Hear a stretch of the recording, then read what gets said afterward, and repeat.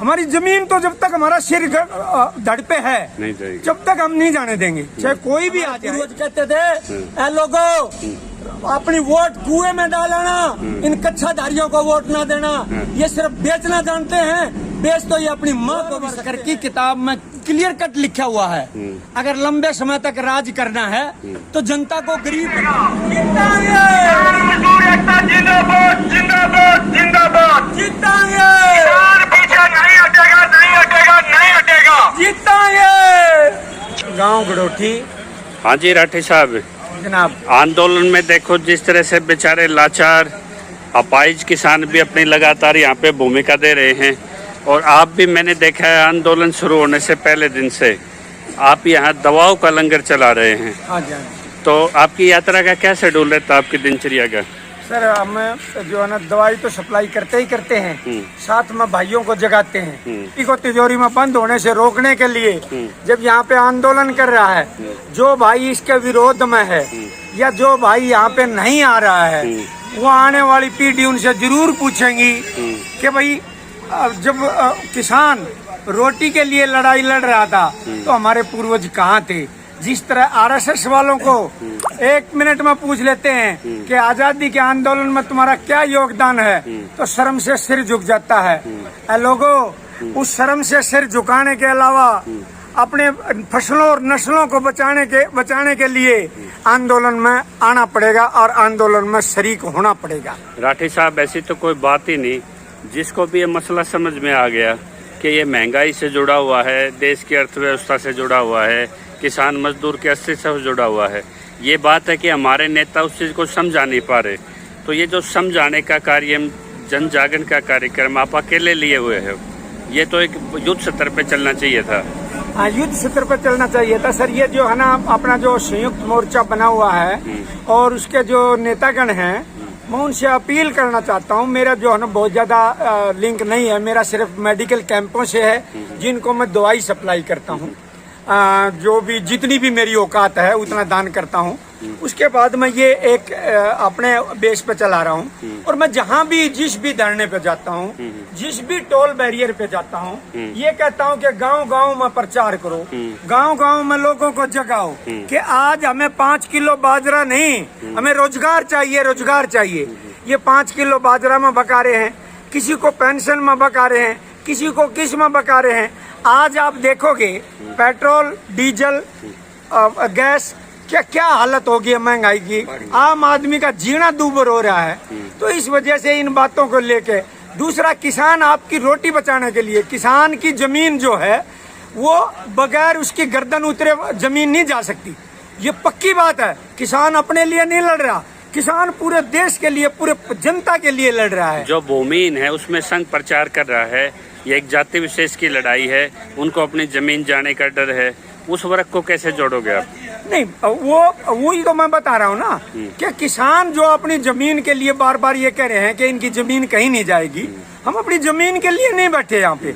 हमारी जमीन तो जब तक हमारा सिर धड़ पे है नहीं जाएगी, जब तक हम नहीं जाने देंगे, चाहे कोई भी आ जाए।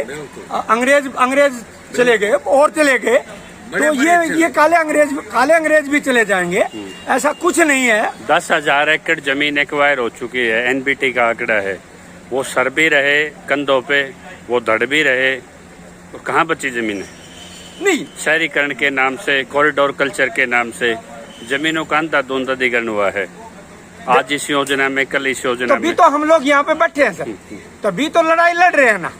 तभी अब क्या है, अब जैसे एक मेन घराने को जो है ना ये दे दिया भाई, पेट्रोलियम भी बेच दिया, रेलवे भी बेच दी, सब कुछ बेच दिया, और बार बार सरकार कह रही है कि जो भी कुछ किया है वो नेहरू की वजह से हुआ। अरे कांग्रेस छक्के गंदी, छक्के भ्रष्ट, सारे नेता भ्रष्ट, लेकिन कम से कम उन्होंने कुछ तो दिया। संस्थान बनाए, मेडिकल बनाए, हॉस्पिटल बनाया, प्लानिंग कमीशन बनाए। हाँ, प्लानिंग कमीशन बनाए। अरे आप लोगों ने तो वो बेच दिया। आपने तो वो काम कर दिया, भेल बेच दो, रेल बेच दो, तेल बेच दो, बाकी जो कुछ बचे तो सारा हिंदुस्तान बेच दो।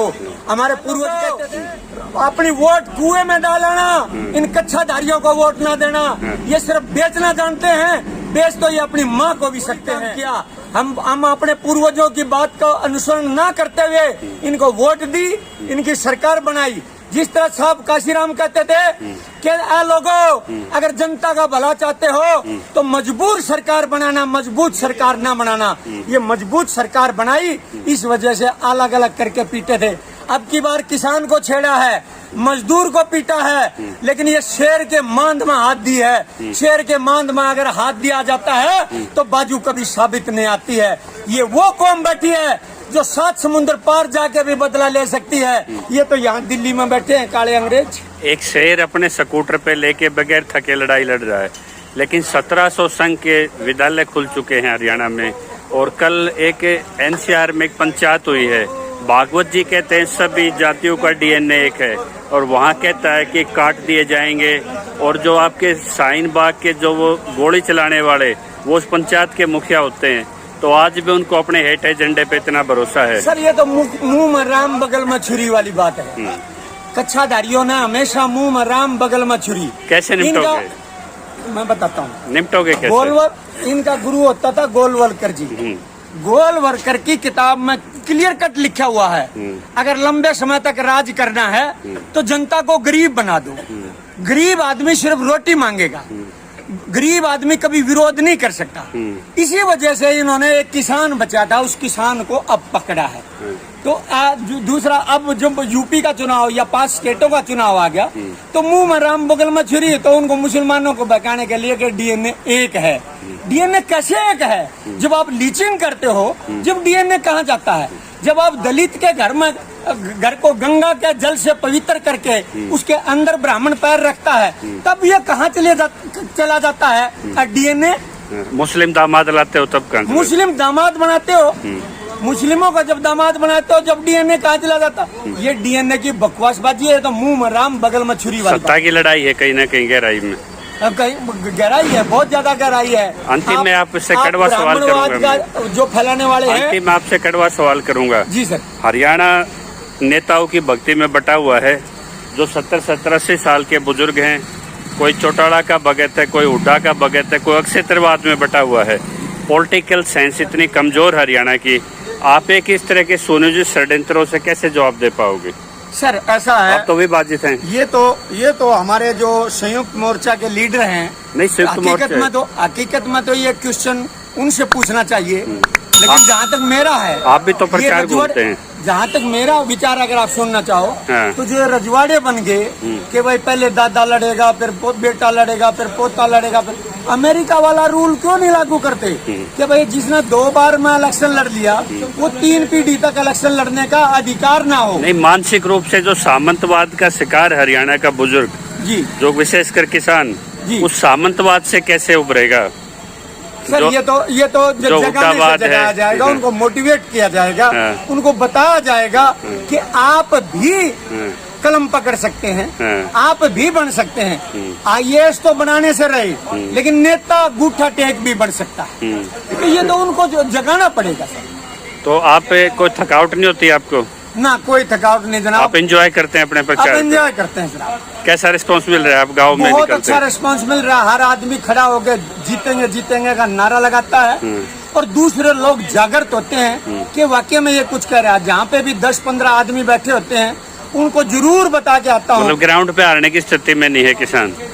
जी, ग्राउंड पे हारने की स्थिति में नहीं है। नहीं, मतलब भी नहीं। जीतेंगे, 101% जीतेंगे। कोई सूरत नहीं हमें हरा दे। ये तो शेर के मांद में हाथ दे रहा, क्या साहब बाजू साबित नहीं है। किसान नहीं हारा करता। जय किसान। जो तो किसानों की जो तपस्या है वो कभी खाली नहीं जाएगी, ये लिख लेना। जय किसान। जय